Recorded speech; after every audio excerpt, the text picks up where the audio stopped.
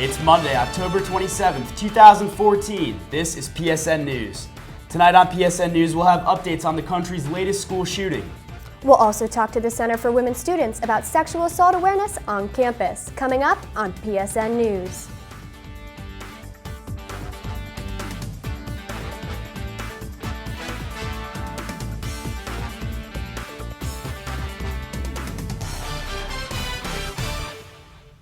Thanks for joining us tonight. I'm Shannon Ryan. And I'm Mike Gilbert. A British science teacher admitted today to helping terrorist organization ISIS with committing acts of terrorism in Syria.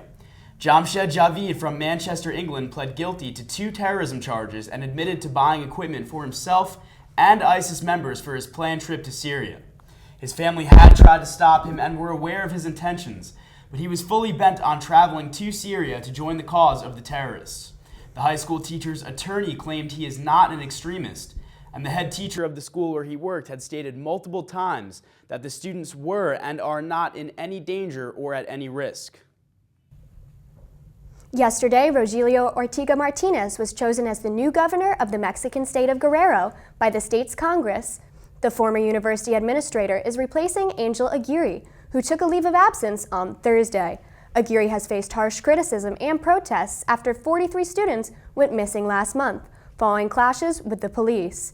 The police were suspected of having ties with local gangsters in the city of Iguala, and the confrontation resulted in 1 student being shot dead. As of now, the other students are believed to have been kidnapped. Last Wednesday, Mexico's top prosecutor revealed Iguala's mayor, Jose Luis Abarca, ordered the police attack. Abarca, his wife, and the Iguala police chief are currently considered fugitives.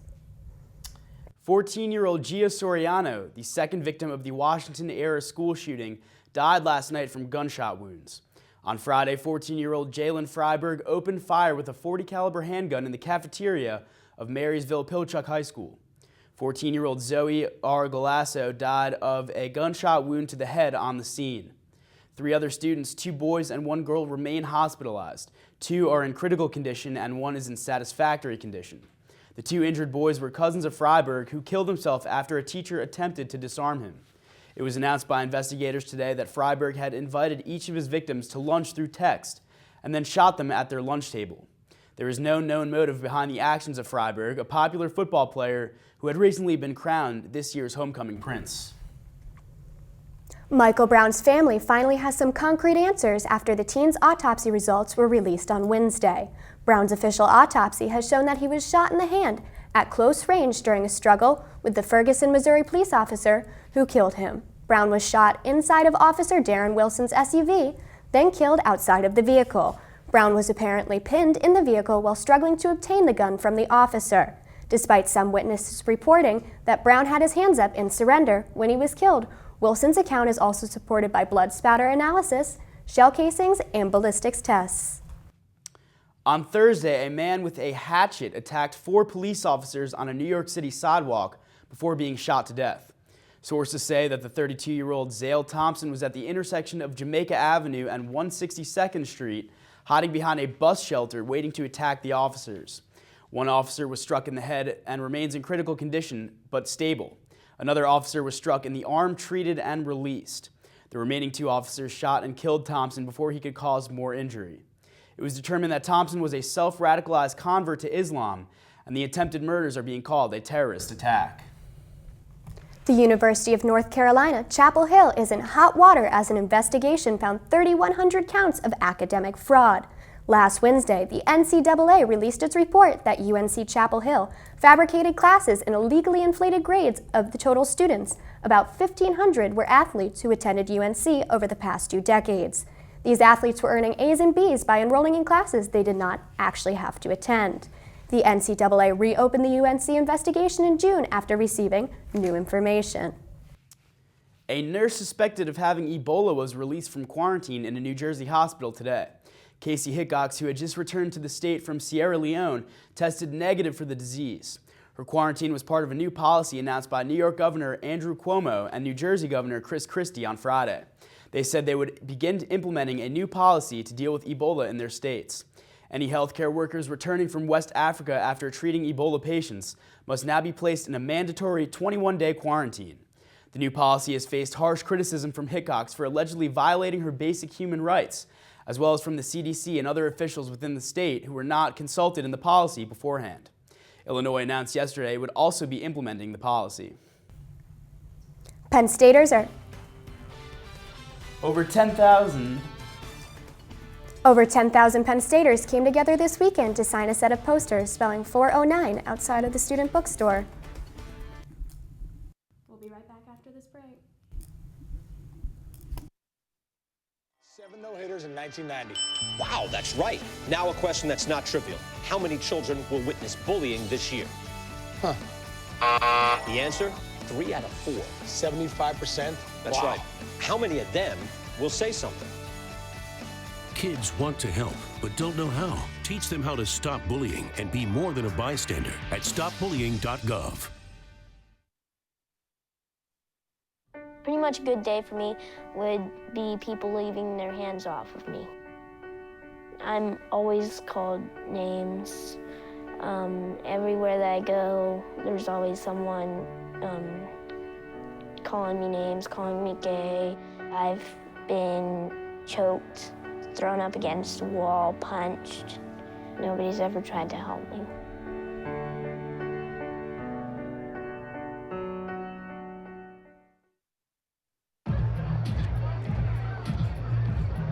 If you drive buzzed, it could cost you around $10,000. You'll face major legal fees, major fines, and steep insurance penalties. You could lose everything. Buzzed, busted, and broke, because buzz driving is drunk driving.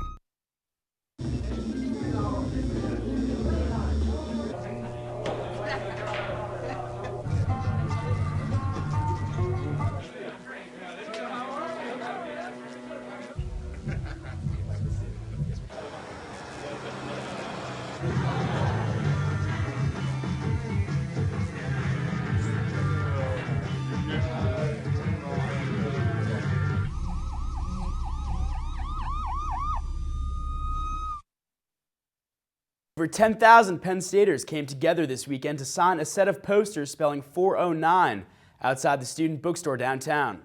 For those not well versed in Penn State football lore, 409 symbolizes the number of wins the football team had under Joe Paterno, before 111 of them were vacated by the NCAA. According to the Daily Collegian, the signed posters will be presented to the NCAA president, Mark Emmert. Notable signees include former Penn State president Graham Spanier, former quarterback Todd Blackledge, and former running back Franco Harris.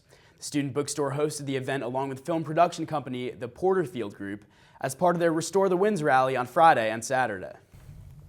Students that have been complaining about their general education requirements may see a change very soon. Last Tuesday, the General Education Task Force presented its first progress report to the Penn State Faculty Senate. The task force was designed to reform the general education system and has used both national and university data from the last 18 months. The task force presented 3 possible new structures for Penn State's 45-credit Gen Ed plan in order to maintain student engagement. However, members of the task force said their current study is not yet complete. InternQueen.com founder Lauren Berger gave Penn State a brief visit last Monday. The Intern Queen swept the Penn State crowd with various internship tips. Reporter Laura Barbosa has more on this story.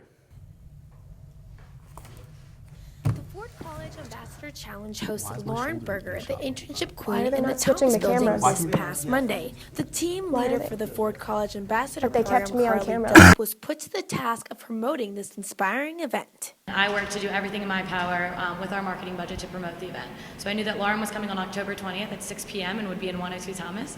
So it was the job of myself and my team to make the event as big and run as smoothly as possible. There is no doubt this event created huge traffic with students lining up minutes before the doors opened. Sabrina Evans, a career-driven student, realizes the importance of internships for a career field. Everybody is looking to get a job after they graduate here, and I think that if somebody's coming to talk to you about internships, that's like invaluable information. I think anybody on the Penn State campus can benefit from it. The intern queen herself saw the dedication of the attendees during her talk. Penn State students were hungry. I mean, you saw it by the line coming in here. I mean, they really wanted to hear about their future, and they didn't come in and then leave after 5 minutes. Like, they were all sitting and engaged and tuned in, and I think they genuinely want to make a positive impact on the world and do really well after college.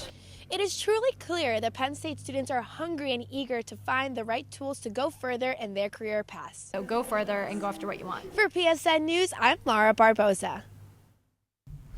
Innovation Park continues to grow after a new addition was announced on Tuesday. Penn State announced the new building's groundbreaking at the Penn State Conference Center Hotel. The new building will be at 331 Innovation Boulevard and will be a 4-story structure measuring about 82,000 square feet. Innovation Park's newest building will be primarily used for new and existing businesses rather than for student use. Its completion is set for August 2015. Penn State continues to further its sustainability with a senior class gift of solar panels. The gift was from the class of 2015, which was announced last Wednesday with a special ceremony in the Hub. Penn State's class gift campaign will fund the array to be built here at University Park. About 2,000 students voted for the array over an alma mater sidewalk display and a class of 2015 Student Success Scholarship. Next up, we'll have an interview with a representative from the Center for Women Students. Stay tuned. Let's do it. What year produced the most no-hit games in the big leagues? 7 no-hitters in 1990. Wow, that's right. Now a question that's not trivial. Woo! How many children will witness Good luck, bullying guys. this year? The answer? 3 out of 4. 75%. That's Wow. right. How many of them will say something? Kids want to help, but don't know how. Teach them how to stop bullying and be more than a bystander at stopbullying.gov.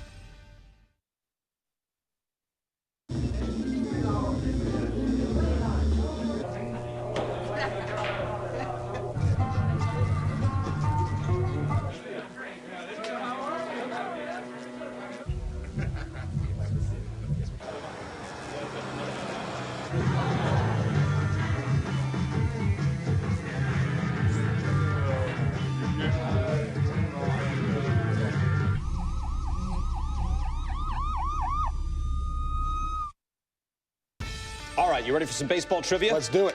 What year produced the most no-hit games in the big leagues? 7 no-hitters in 1990. Wow, that's right. Now a question that's not trivial. How many children will witness bullying this year? The answer? 3 out of 4. 75%. That's Wow. right. How many of them will say something? Kids want to help, but don't know how. Teach them how to stop bullying and be more than a bystander at stopbullying.gov.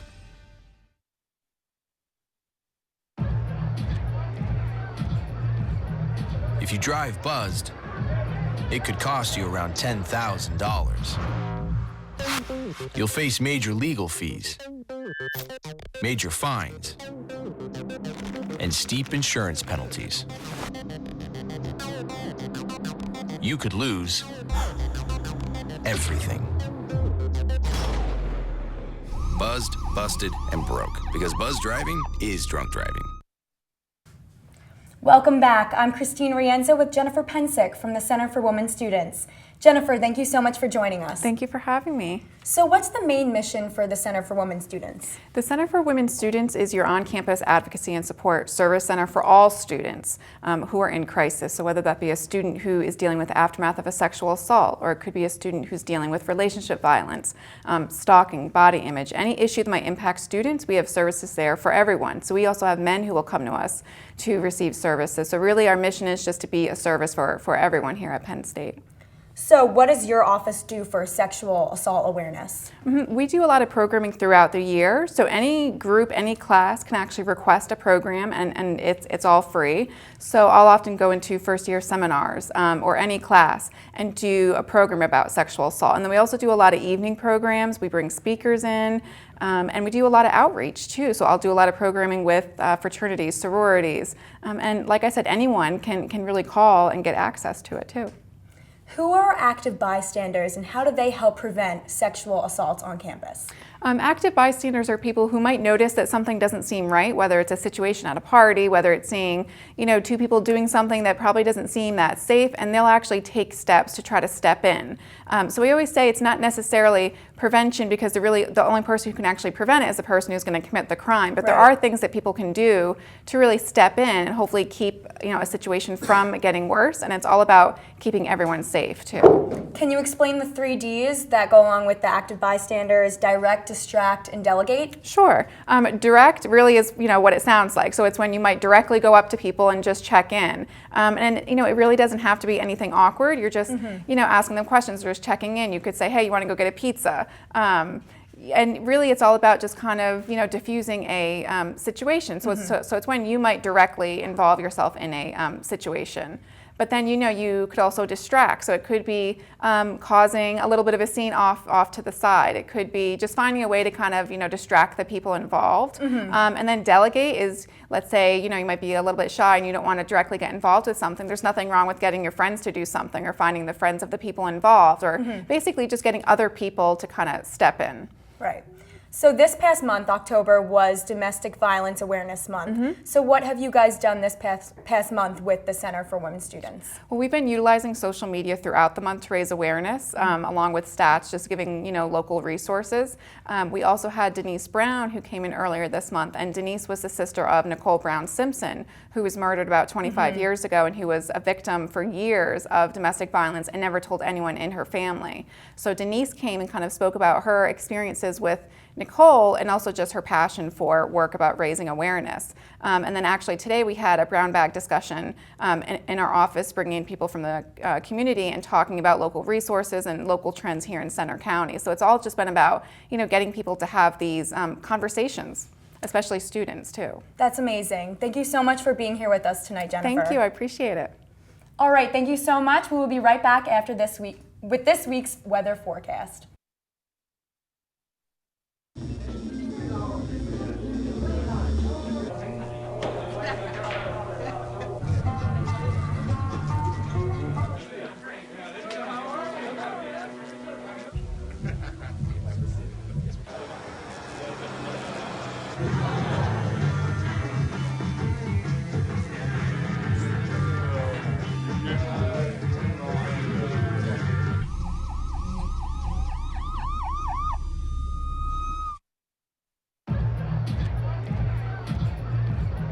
If you drive buzzed, it could cost you around $10,000. You'll face major legal fees, major fines, and steep insurance penalties.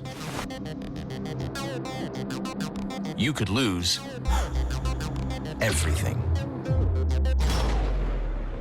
Buzzed, busted, and broke, because buzz driving is drunk driving.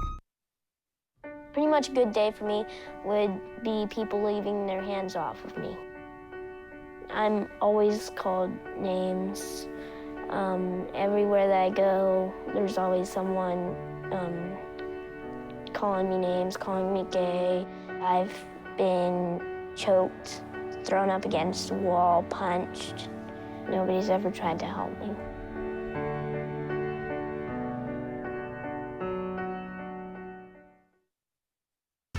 All right, you ready for some baseball trivia? Let's do it. What year produced the most no-hit games in the big leagues? 7 no-hitters in 1990. Wow, that's right. Now a question that's not trivial. How many children will witness bullying this year? Huh. The answer? 3 out of 4. 75%? That's Wow. right. How many of them will say something? Kids want to help, but don't know how. Teach them how to stop bullying and be more than a bystander at stopbullying.gov.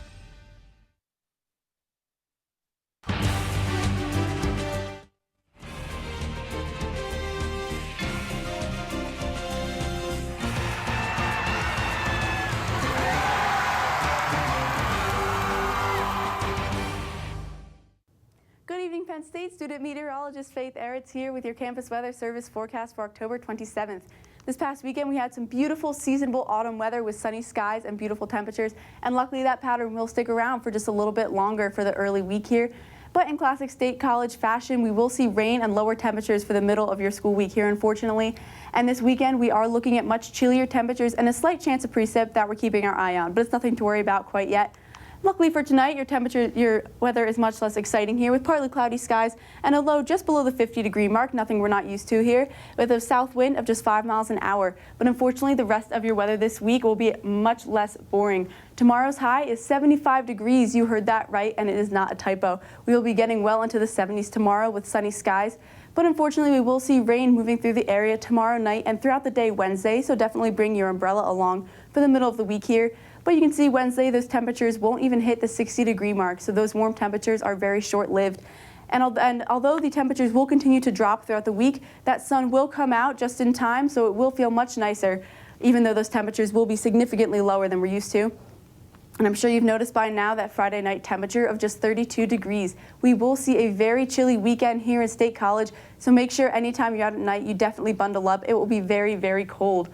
And that Saturday football game was finally announced to have a noon kickoff, which is very great news on the weather side of things, since that will be when your high temperature is for that day, right around noon, and that will only be 40 degrees. So luckily that game is in the middle of the day. It would be much chillier if it were at night, but we do have that noon kickoff and some very chilly temperatures, but overall with the sun, it will make for a very beautiful day for football.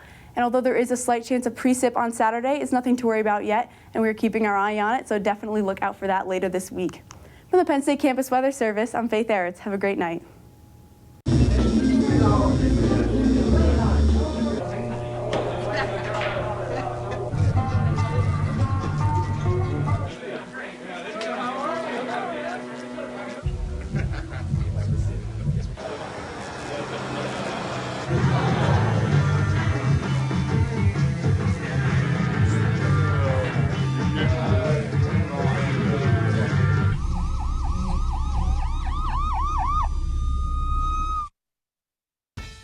You ready for some baseball trivia? Let's do it. What year produced the most no-hit games in the big leagues? 7 no-hitters in 1990. Wow, that's right. Now a question that's not trivial. How many children will witness bullying this year? Huh. The answer? 3 out of 4. 75%? That's Wow. right. How many of them will say something? Kids want to help, but don't know how. Teach them how to stop bullying and be more than a bystander at stopbullying.gov. All right, you ready for some baseball trivia? Let's do it. What year produced the most no-hit games in the big leagues? 7 no-hitters in 1990.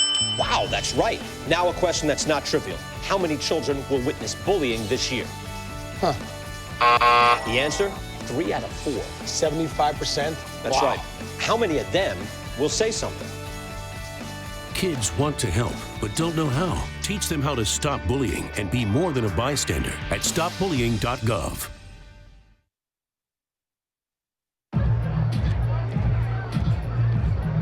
If you drive buzzed, it could cost you around $10,000. You'll face major legal fees, major fines, and steep insurance penalties. You could lose everything. Buzzed, busted, and broke, because buzz driving is drunk driving. Hello everyone, I'm Nicole Barrows with this week's Sports Wrap-Up. Surrounded by a sold-out stadium, the Penn State football team fell to Ohio State on Saturday night 31-24 in double overtime at the annual Whiteout game. Reporter Madeline Schutt has more from Beaver Stadium. Penn State fell to Ohio State this past Saturday 31-24 at Beaver Stadium. Over 107,000 people attended the 2014 Whiteout game in State College. The Nittany Lions went scoreless in the first half of the game, while Ohio State was able to put up 17 points. The Nittany Lions were unable to stop the Buckeyes' rushing offense, leading the team to 219 rushing yards all game. However, the excitement of the game came after halftime. Penn State Anthony Zattel had a 40-yard interception return a minute and a half into the third quarter, leading to this extra point by Sam Ficken. 2 minutes later, Nittany Lion quarterback Christian Hackenberg threw a 24-yard touchdown to freshman Zaid Blacknell. With 9 seconds left in the game, the Buckeyes were able to hold Penn State to a field goal, tying the game 17-17. Penn State won the toss and would start with the ball in the first overtime. Bill Belton was able to rush 1 yard to get a touchdown, giving Penn State their first lead of the night. The Buckeyes came back and tied the score 24-24 with a touchdown by J.T. Barrett. Barrett would then rush for 4 yards to put Ohio State up 31-24 in double overtime. When the Nittany Lions got the ball, they were unable to score. Ohio State Joey Bosa sacked Hackenberg for a loss of 8 yards, leaving Penn State with a heartbreaking 31-24 loss. Penn State will play Maryland at home this coming Saturday, looking for their 5th victory of the season. For PSN News, I'm Madeline Schutt. The number 7 ranked Penn State women's soccer team had a successful weekend, bringing in 2 wins and a Big Ten championship title. The Nittany Lions defeated the Nebraska Cornhuskers 3-1 on Friday night. Emily Hurd crossed the ball to Mallory Weber for a goal that put Penn State on the board after 4 minutes. After capitalizing on a header, Franny Kraus made the score 2-1, but the Cornhuskers responded with a goal 1 minute later. In the 89th minute of the game, Haley Eckerd notched her first collegiate goal to cap off the score of 3-1. Penn State overcame a 1-0 deficit against Iowa with 2 goals from Corey Kapchik, clinching their 3rd Big Ten championship in the past 4 years. The Nittany Lions' final regular season match will take place Thursday at home against Maryland.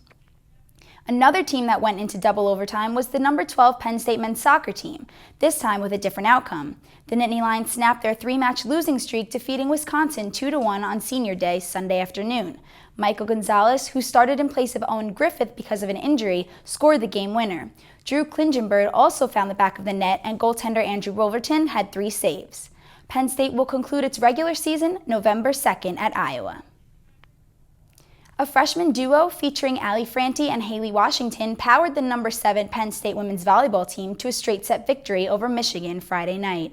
Franti led with 15 kills, followed by Washington with 10. Megan Courtney fueled Penn State's defense with 9 digs. On Saturday, Penn State registered its 17th straight-set victory against Michigan State. Again, Franti had double-digit kill performance, but this time alongside Ayanna Whitney, who tallied 12 kills. Micah Hancock recorded a match-high 4 aces and 33 assists in the win. Next up, Penn State will host Ohio State on Tuesday. The Penn State women's ice hockey team is off to its best winning percentage in program history, along with its unbeaten streak at 4 games. Top goal scorer Amy Peterson registered both of Penn State's goals in its 2-1 win over Princeton on Sunday. Celine Whitlinger also had a solid night with 29 saves. The Nittany Lions will face Syracuse in a 2-game series away on Friday. And that's all for this week's sports. PSN News will be right back after this.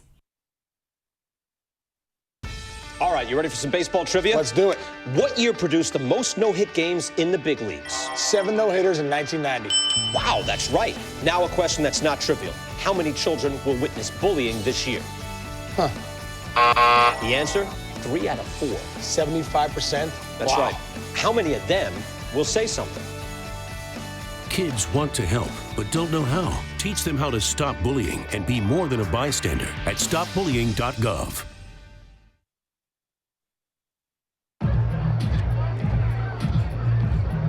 If you drive buzzed, it could cost you around $10,000. You'll face major legal fees, major fines, and steep insurance penalties. You could lose everything. Buzzed, busted, and broke. Because buzz driving is drunk driving.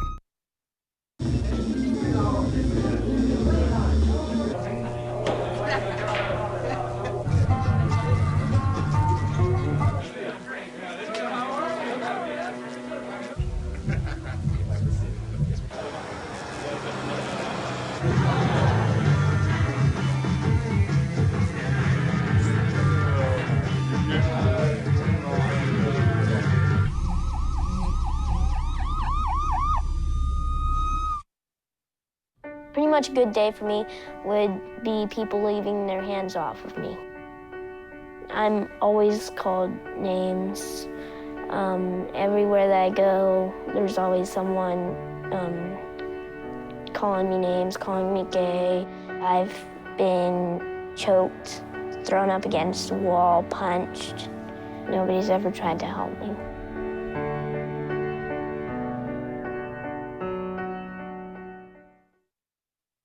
And that does it for us here at PSN News Tonight for September 27th, 2014.